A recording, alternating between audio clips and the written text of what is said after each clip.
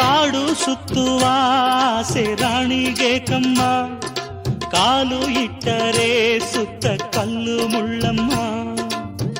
ಏಳೋದು ಬೀಳೋದು ಬಡವರ ಪಾಡಮ್ಮ, ನೀವ್ಯಾಕೆ ಹಾಡಿರಿ ಈ ಹಳ್ಳಿ ಹಾಡಮ್ಮ.